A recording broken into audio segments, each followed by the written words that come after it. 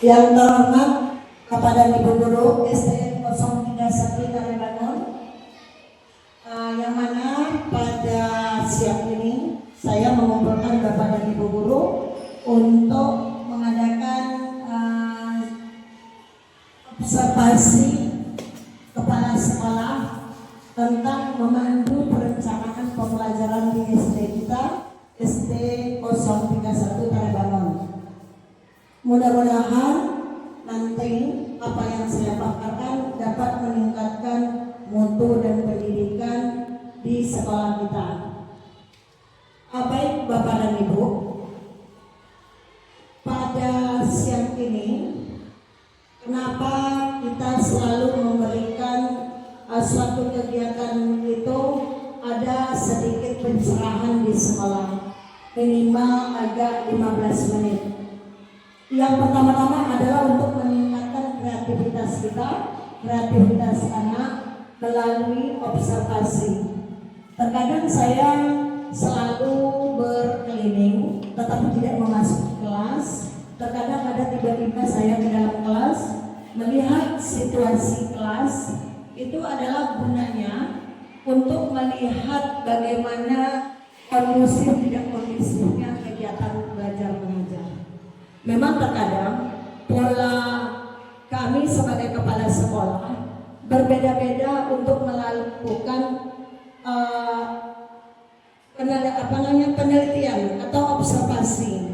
Nah, contoh ada secara langsung masuk ke dalam kelas, Bapak dan Ibu Guru berdiri di depan kelas, secara langsung nanti pakai implementasi atau asesmen. Ada juga yang sepintas kepala sekolah itu melihat masuk ke dalam kelas 1 menit atau 2 menit atau 5 menit melihat bagaimana kegiatan, tetapi dia tidak berkomentar. Nah, bermacam-macam cara kami kepala sekolah melakukan kegiatan atau melihat bagaimana pendidikan itu berlangsung, bagaimana kegiatan proses belajar mengajar itu berlangsung. Nah, terkadang ada sambil santai kalau saya kebiasaannya kan seperti itu. Kebiasaan saya adalah Ibu Edana ini seperti ini. Nah, bagaimana satu orang saya observasi secara tidak langsung bertukar pikiran, bagaimana untuk depannya. Ada yang memberikan satu motivasi, ada juga yang monoton saja. Tetapi kita tidak seperti itu. Kita minta satu persatu 2 atau 3 orang guru untuk menjawab satu pertanyaan dari saya. Bagaimana satu penelitian yang kita adakan di sekolah itu menjadikan satu eksperimentasi yang baik. Contoh, nah, waktu kemarin Ibu Endang datang dengan Ibu pengawas agama datang, mereka banyak memberikan satu aspirasi kepada saya. Bunda, apakah Bunda sering masuk ke dalam kelas? Saya bilang, saya masuk Bunda, tetapi kadang saya berdiri 1 atau 2 menit. Kenapa? Karena setiap hari saya berkeliling. Terkadang ada guru itu yang sadar atau tidak sadar, saya melakukan asesmen.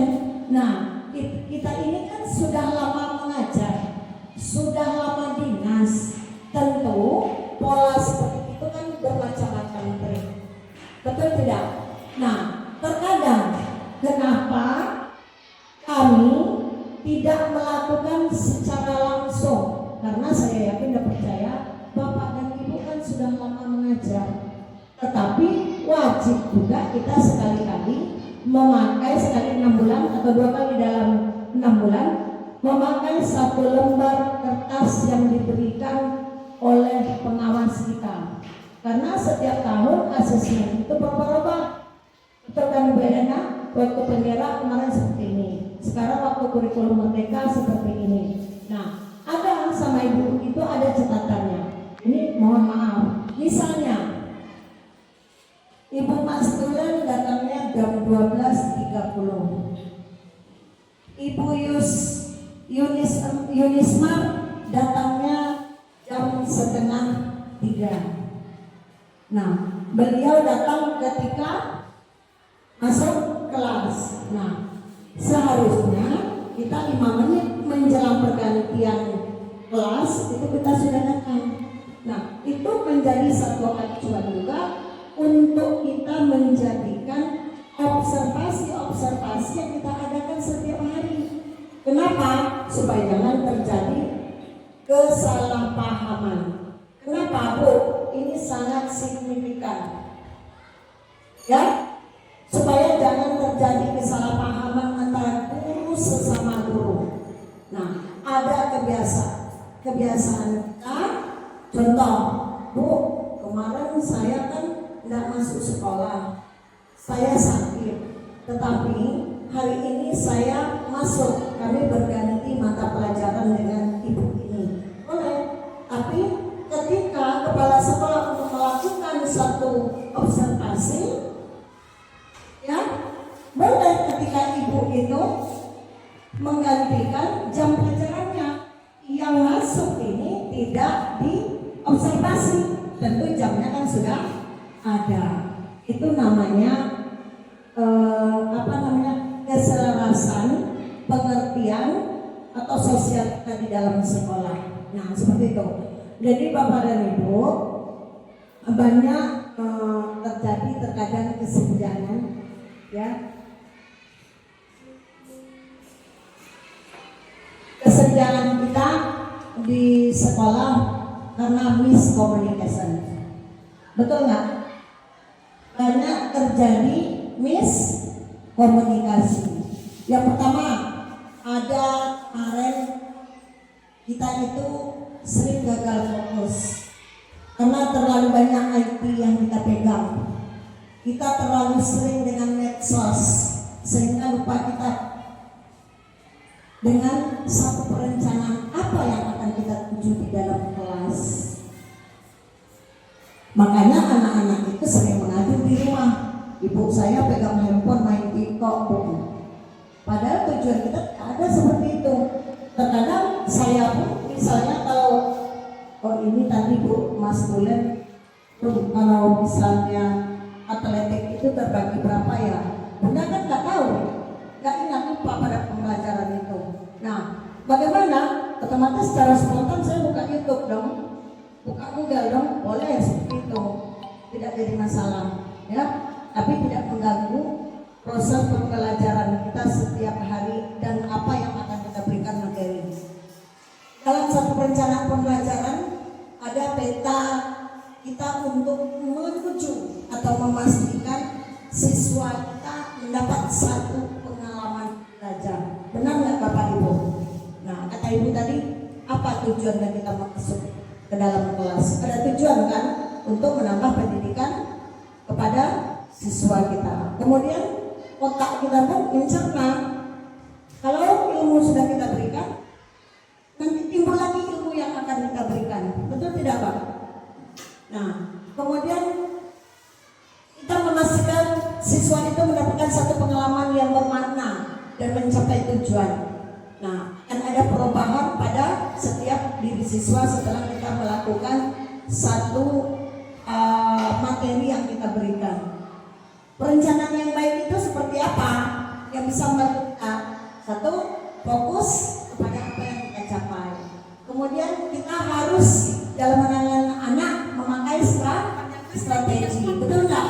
Anak-anak yang nakal macam mana? Ini polanya nanti nggak bisa berarti di HP. Kalau di YouTube-nya bisa, di HP-nya nggak bisa. Kemudian berarti potong aja, Bu. Kan siswa itu setiap kita berikan pertanyaan, mereka timbul pertanyaan atau argumen yang berbeda-beda. Bagaimana kita menangkap? Tentu kita tangkap satu dulu, kita lempar, akan terjadi feedback. Nanti kita setelah 2 atau 3 kita ambil kesimpulan, baru kita paparkan dengan materi yang kita gabungkan dan bisa menghasilkan sesuatu yang baik diterima oleh siswa didik kita. Kemudian haruskah kita mengukur keberhasilan pembelajaran supaya efektif? Harus. Kapan? Setelah nanti selesai pembelajaran, kita ambil satu kesimpulan, kita lempar lagi pertanyaan. Biasa nggak seperti itu Bapak dan Ibu?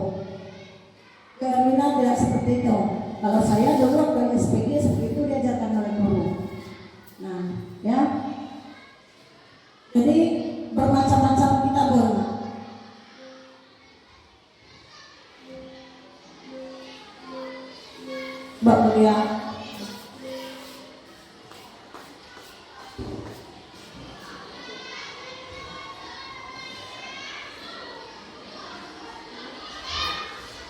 Kemudian apa target perilakunya? Kepala sekolah harus menggunakan hasil analisis. Nah, Ibu sering memakai satu analisisnya seperti ini. Mengambil satu keputusan dalam satu perencanaan ajaran seperti ini. Kalau misalnya capai, saya berikan satu strategi seperti ini, apakah guru saya akan memberikan tanggapan? Mohon maaf. Kemarin, jangan marah ya, Bu Marlina datangnya 1:30. Di lokal dia ini masuk mungkin Rina, saya nggak tahu. Rina juga datangnya terlambat. Ibu datang dari Bangkinang jam 1.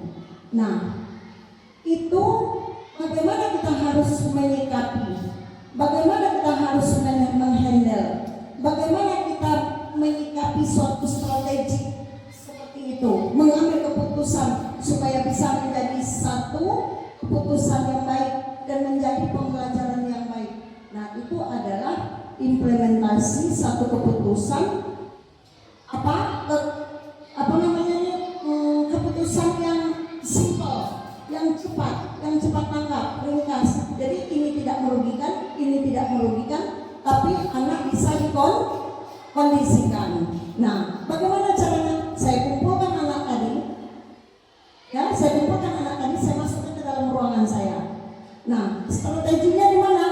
Dengan mengumpulkan anak tadi, saya masukkan ke ruangan saya ambil satu keputusan, saya kasih pembelajaran. Anak ini tidak berserakan, tapi dia dapat ilmu.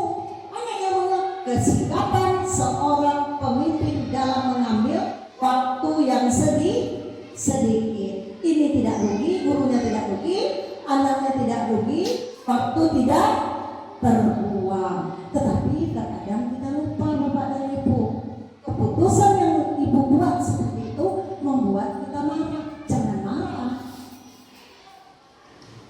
Bersyukur kita orang bisa menghandle dan memakai strategi yang simpel. Jadi tidak keluar, tetap dalam area pembelajaran. Gitu. Oke. Nah, kemudian sama tadi, bagaimana Ibu datangnya jam sekian? Ibu harus punya prinsipal. Sebagai kepala sekolah, apa prinsip Ibu? Bagaimana supaya guru saya selamat, anak saya selamat, waktu tidak terbuang, anak tetap belajar. Nah, kemudian ada panduannya juga asesmen 2024. Kemarin sudah berubah lagi. BK kemarin sudah berubah, tapi ini kayaknya masih sama dengan pembelajaran yang kemarin Bu Elena, PMM, masuk dia ke kurikulum Merdeka. Kemudian berpusat pada siswa. Mana tadi? Siswa yang Ibu kumpulkan itu mempunyai satu kebutuhan. Apa kebutuhannya? Ilmu. Ada minatnya nggak dia datang untuk belajar? Ada. Nah, ada perkembangannya? Ada. Dari dalam kelas, dalam kantor, mereka akan mendapat satu titik ilmu. Mereka tidak terbuang, tapi mereka dapat pendidikan.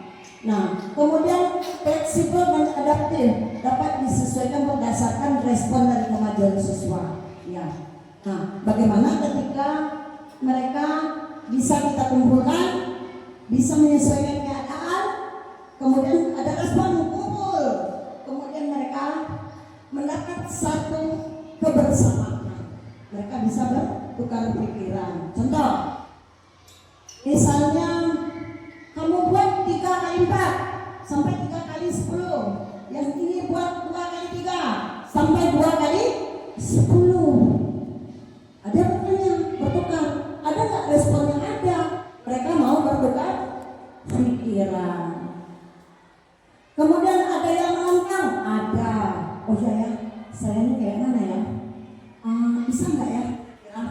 Kita belajar nggak kemarin ya tentang ada mendorong rasa ingin tahu dan berpikir kritis. Mereka itu mau membuka mindset mereka supaya mendapat satu kepastian. Ada kemarin Bu Marlina dia tanya kayak gini, Bu, emangnya 5 kali 6 itu 30 ya? Gitu. Nah, mana jarinya? Mana jari kata ibu? Berarti dia ingin tahu kan? Mana jari? Kok pakai jari, Bu? Saya nggak pakai jari.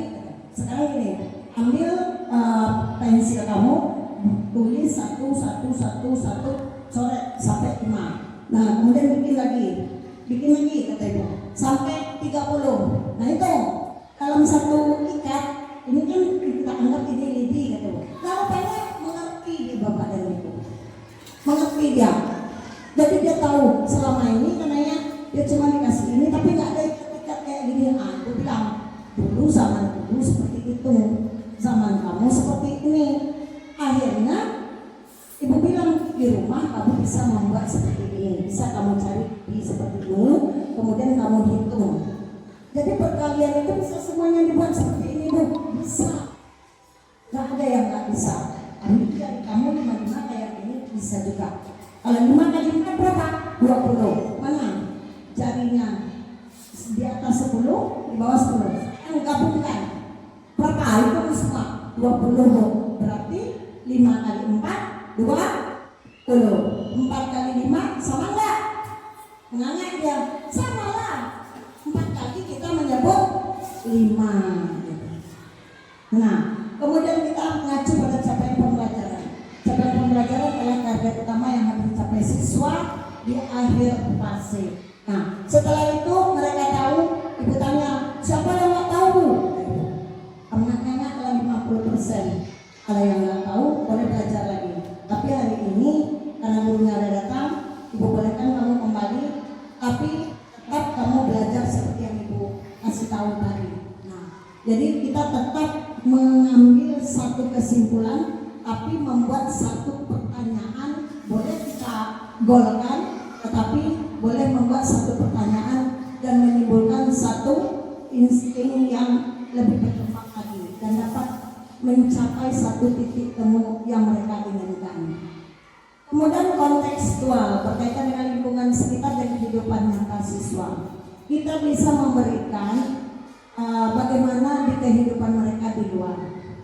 Nah, bagaimana mereka berkembang, mereka antar mereka di rumah, tetangga dengan tetangga, boleh ya? Antar siswa satu, kehidupan dengan siswa ini sangat berbeda. Kita sering memberikan satu gambaran kepada mereka.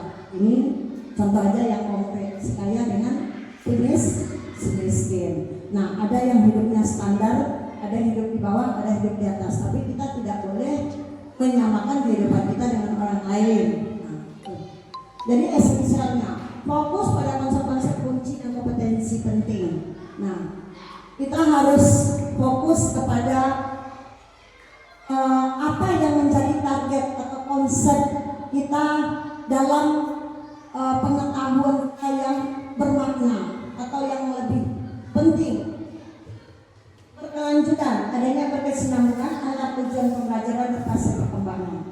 Contoh tadi seperti 3 kali 4, 4 kali 5. Nah, sama juga berkembangnya, kamu berada di luar, kamu hidup di luar, bertetangga, berteman dengan ini, kehidupannya yang ini A, ini B, tidak sama, tetapi tetap saling berkomunikasi dengan baik, tidak boleh ini dan ini. Nah, itu termasuk pembelajaran diferensiasi adalah usaha proaktif guru menyesuaikan proses pembelajaran di kelas guna memenuhi kebutuhan belajar setiap siswa. Setiap kelas diisi oleh siswa dengan pertama kemampuan atau kesiapan mereka dalam belajar. Kemudian setiap anak itu berbeda-beda minatnya dan beragamnya. Kenapa? Jangankan anak, kita aja berbeda-beda. Ya, jadi kita harus tahu ini minatnya betulin volleyball, saya basket. Nah, kita harus tahu itu. Tapi bagaimana supaya mereka kompak? Kita tetap nanti dalam satu pembelajaran bisa mengelompokkan mereka. Ini sukanya basket, ini sukanya volleyball. Tapi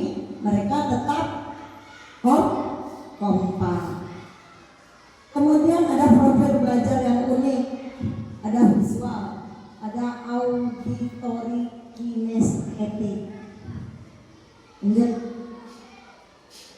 Rapor pendidikan adalah alat evaluasi yang mencerminkan hasil belajar siswa dalam konteks merdeka belajar. Indikator prioritas dalam rapor pendidikan bukan lagi fokus pada nilai akademik, tetapi juga pada perkembangan pengetahuan dan potensi individu siswa.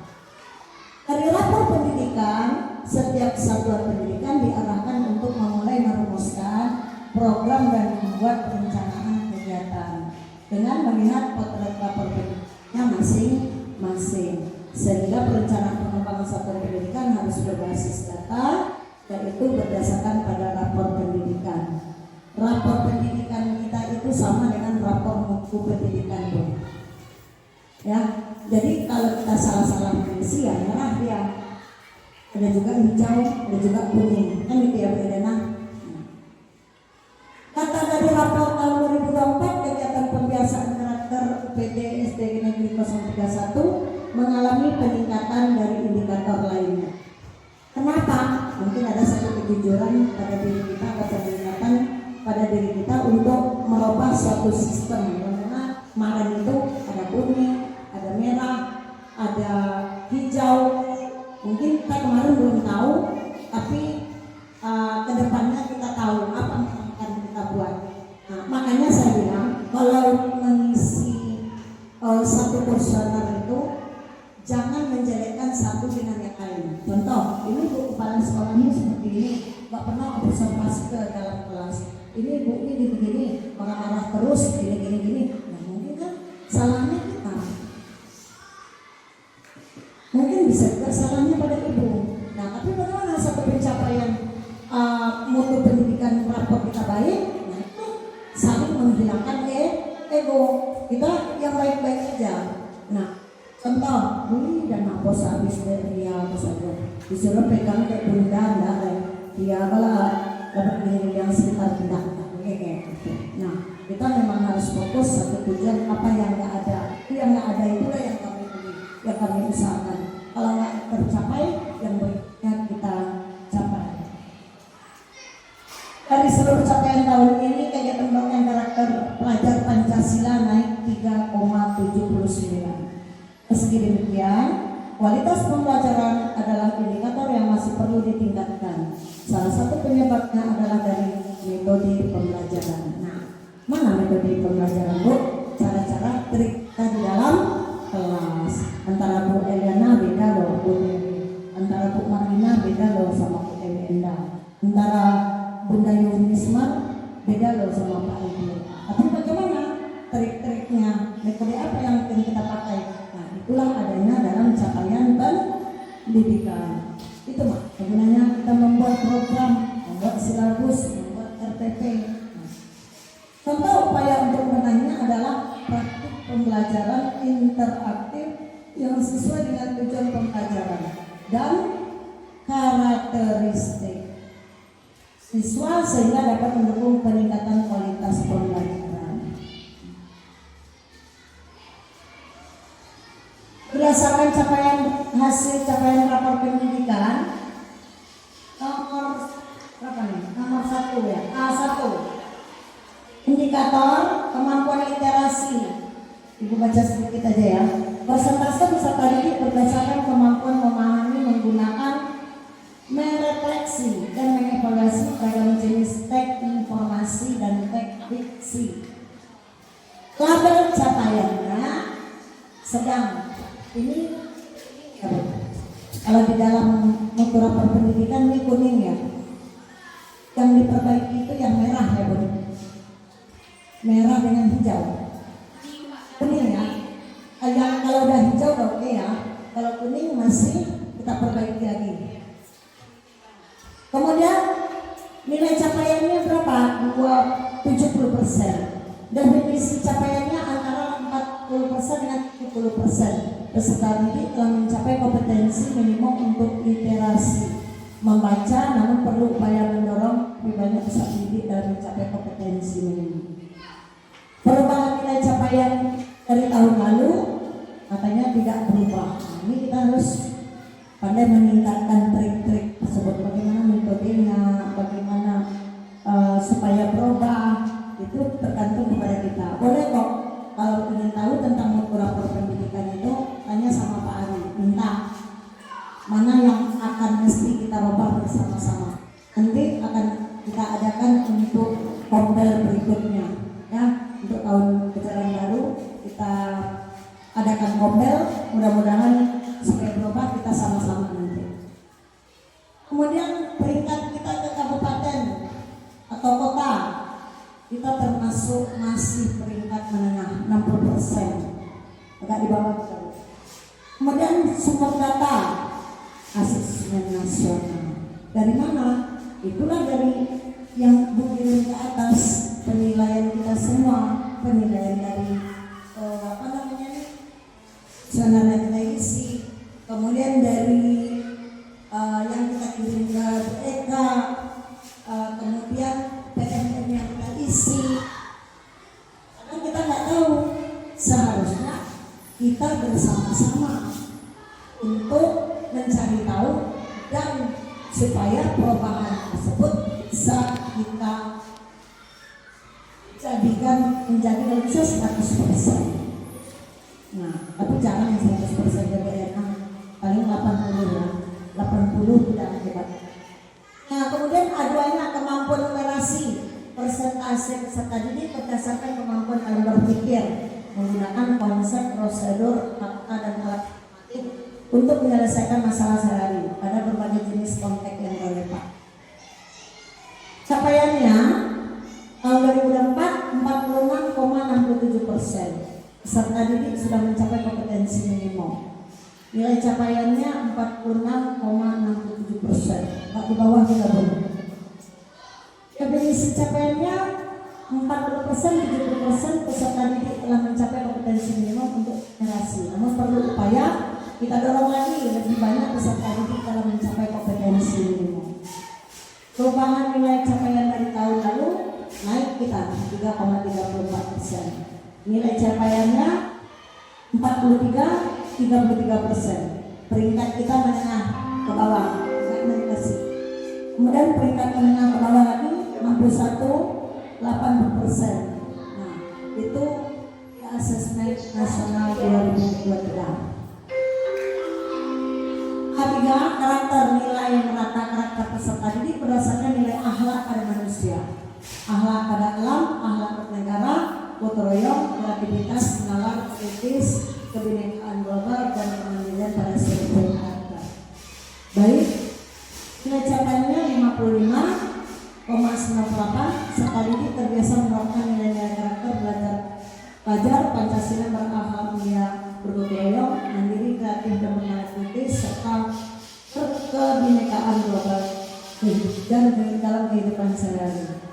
Perubahannya ada sedikit naik 3,79%. Capaiannya 52,19%. Peringkat menengah kita 41-60%. Peringkat menengah 41-60%. Gimana dilihat dari asesmen nasional? Lanjut, memandu pembelajaran, memastikan pembelajaran berjalan dengan lancar dan berstruktur, tertata rapi, mengoptimalkan waktu. Kita memanfaatkan waktu dalam pembelajaran itu semaksimal mungkin. Kemudian kita tingkatkan efektivitas pembelajaran, menjamin bahwa pembelajaran itu tepat pada sasaran yang kita inginkan. Kemudian meningkatkan kualitas. Apa yang kita tingkatkan? Kemampuan kita dalam menghandle pembelajaran di dalam kelas. Bagaimana kita berinteraksi dengan anak. Kemudian ada satu analisa kebutuhan, memenuhi kebutuhan dan karakteristik peserta. Tujuan pembelajaran, menentukan tujuan pembelajaran yang spesifik, yang berstruktur, dapat dicapai dan berjangka waktu. 3, materi dan sumber, memilih materi yang baik, yang sesuai, dan sumber belajar yang mendukung. Contoh kita memakai alat peraga, kemudian waktu, semua. Mati lampu. Membalik Efektif adalah kunci pembelajaran yang bermakna bagi siswa. Marilah kita sama-sama menerapkan prinsip panduan pembelajaran dan asesmen 2024 dengan mengintegrasikan strategi berdiferensiasi. Mulai dari langkah kecil, terus belajar dan berkolaborasi. Monitoring dapat dilakukan secara berkala dan berkelanjutan melalui supervisi akademik yang dilakukan oleh kepala sekolah dan melihat keberhasilan pembelajaran yang telah dilaksanakan dan kualitas pendidikan dapat dilihat dari rapor pendidikan periode berikutnya. Baik, Bapak dan Ibu, cukup untuk hari ini. Mudah-mudahan bisa kita telaah bersama-sama, kita ambil yang baik, yang buruk kita buang, dan mari kita terapkan